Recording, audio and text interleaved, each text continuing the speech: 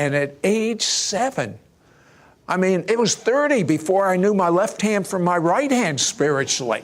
Age 7, what happened to you? My grandmother introduced me to Christ, introduced me to a church, and brought me there. Now, at the time, the pastor was a blind man.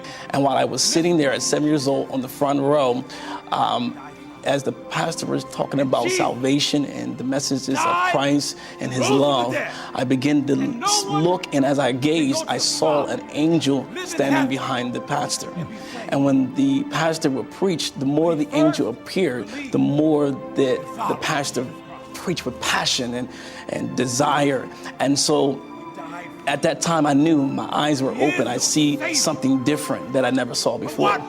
After seeing this angel, I heard an internal voice say, "I'm calling you." Yes, once I was released from jail, I would say maybe a week later, I will be coming out of a restaurant or I will come out of a store, and people, strangers, will come up to me and say, "There's something on you. Who are you?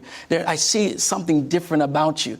And what is that? Now, I didn't even know what was on me, but because they saw something different, they began to inquire.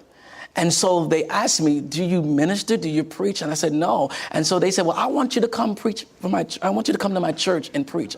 I want to hear what God has to say through you." Okay, so you know that God has called you to prophesy. They could see something on him. He didn't have a sign. They saw something on him. That something was God. So he goes to the church to do what God's equipped him to do, to prophesy, but God did more. There's a blind man there. What happened? Well, yeah, so I know I had to call to the prophetic, and then I'm looking, and the door opens up of the church while I'm ready to minister, and I see people coming in with wheelchairs and crutches and so forth. And so as I begin to preach, I saw this guy who was blind, and I began to minister to him, and I began to say, how's your sight? He said he couldn't see. And so I began to pray for him, and nothing happened.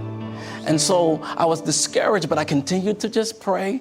And then one thing that I did, I said, let me just shift it. Let me just speak the word. Let me prophesy over him. And I began to prophesy over him. And I said, God is going to open your eyes in 7 days. 7 days later, I received a phone call from his pastor that said, the man that you prophesied over can see. God opened his eyes supernaturally.